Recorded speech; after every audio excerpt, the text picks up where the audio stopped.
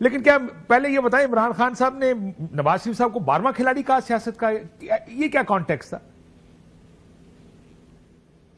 دیکھیے یہ تو ایک بات ہے کہ اس وقت وہ ظاہر ہے ان کو تو ان کی جماعت سے بھی باہر کر دیا گیا ہے، ان کو وہ رول نہیں دیا گیا جس کی شاید ان کو توقع تھی جب وہ پاکستان واپس آئے. تو یہ بات تو کوئی ڈھکی چھپی نہیں ہے کہ کون قبولیت کے درجے پر ہے، جس کو ہمارے بعض صحافی دوست کہتے ہیں کہ مقبولیت کافی نہیں، قبولیت ضروری ہے. تو قبولیت کی تگ و دو میں جو لوگ لگے ہوئے ہیں، اس تگ و دو میں لگتا ہے کہ میاں صاحب کچھ پیچھے رہ گئے ہیں، ان کے دیگر ساتھی احباب آگے نکل گئے ہیں ان سے. لیکن بہرحال یہ اس جماعت کا اندرونی معاملہ ہے. ہمارا تعلق جو ہے وہ اصولوں سے ہے. جو بھی ان اصولوں پہ کھڑا ہوگا، پاکستان کے عوام کی بات کرے گا، شرافت کی بات کرے گا، آئین اور قانون کی بات کرے گا، ہم اس کے ساتھ چلیں گے. But do you see Nawaz Sharif as a potential ایلائی؟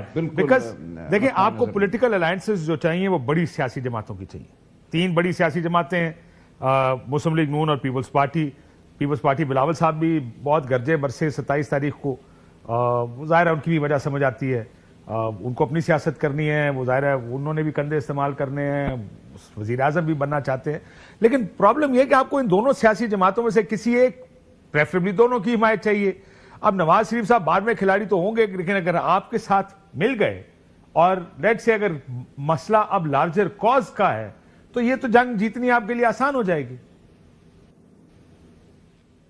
لیکن جو مذاکراتی ٹیم بنائی گئی ہے اس میں تمام لوگ موجود ہیں نا. اس میں مسلم لیگ نون کے لوگ موجود ہیں، اس میں پیپلز پارٹی کے لوگ ہیں، MQM کے ہیں.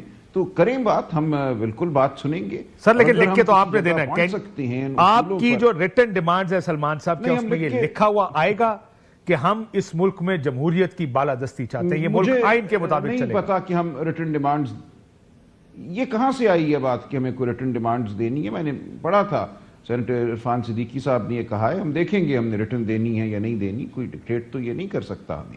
ہم اس دن بیٹھیں گے 2 تاریخ کو اور دیکھیں گے کیا لائے عمل اپنانا ہے اور کیا بات ہوتی ہے اور اس بات کو کیسے آگے لے کر چلنا ہے. اس وقت ہم اصولی طور پر ملک میں جمہوریت اور آئین کی بحالی کے لیے ہر ایک سے بات کرنے کو تیار ہیں، اور یہ ایک بڑا قدم ہے جو ہم نے اٹھایا ہے. عمران خان صاحب نے کہا ہے اپنی ذات کے حوالے سے وہ ہر ایک کو معاف کرنے کو بھی تیار ہیں. سر لیکن یہ جب آپ 2 جنوری کی بات کی تو it was almost a fact.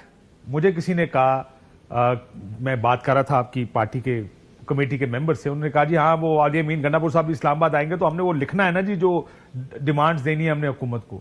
آپ کہہ رہے ہیں کہ ریٹن نہیں دینی ہے. کیا عمران خان صاحب کی انسٹرکشنز اس پر کیا ہے کہ دینی ہے ریٹن ڈیمانڈز؟ کیوں دیں گے، میں بات کروں گا. دیکھیں یہ تو ہمارا کمیٹی کی اندرونی بات ہے کہ ہم نے لکھ کے دینی ہے یا نہیں دینی، یہ ہم دیکھ لیں گے. یہ چھوٹی بات ہے، اس میں کوئی اتنا بڑا معاملہ نہیں ہے.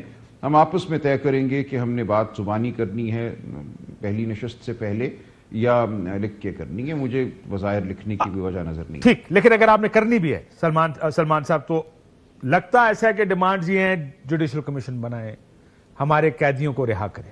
یہ 2 ڈیمانڈز آج علیمہ خان صاحبہ نے دوبارہ ریپیٹ کی ہے کہ عمران خان صاحب کہتے ہیں یہ کام کریں. دیکھیں یہ بالکل ایسی ڈیمانڈز ہیں جو قانوناً بالکل جائز ہیں.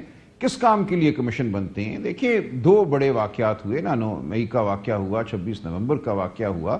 2 متضاد بیانی ہیں اس حوالے سے. ہم یہ کہتے ہیں 9 مئی کے حوالے سے ہمیں CCTV فوٹیج دکھائی جائے، ٹوٹے نہیں چند منٹوں کے، پورے دن کی CCTV فوٹیج وہاں ہونی چاہیے. نظر آئے کہ کہاں آگ کیسے لگی، کون تھا، دروازے کون کھول رہا تھا، کون کس کو کہاں بلا رہا تھا. تو یہ تمام باتیں کیسے ممکن ہے کہ پورے ملک میں کسی ایک جگہ بھی CCTV فوٹیج نہیں بچی؟ ہر جگہ یہ کہا گیا کہ یہ جگہیں تو ایسی تھیں کہ ان کے قریب پر پھڑکنا بھی جو ہے ایک جرم ہے، لیکن وہاں پہ جو CCTV کیمرے تھے ہر جگہ خراب ہو گئے. لیکن میں نے خود CCTV فوٹیج دیکھی ہے لاہور کی، جہاں یاسمین راشد صاحبہ خود اناؤنس کر رہی مائک پہ کہ باہر آ جائیں، اندر مت جائیں. یعنی آپ کے لوگ اندر جا رہے تھے، she was announcing it. I've seen it myself. بہت سے اور لوگ. اچھی بات ہے نا یہ، اگر آپ نے دیکھی ہے. دیکھیں خان صاحب نے آج یہ کہا کہ مجھے CCTV فوٹیج دکھاؤ.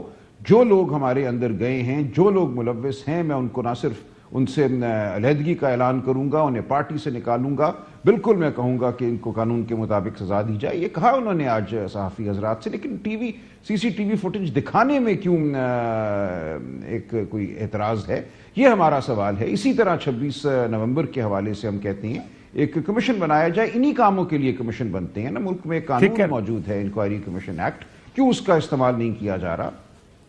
بالکل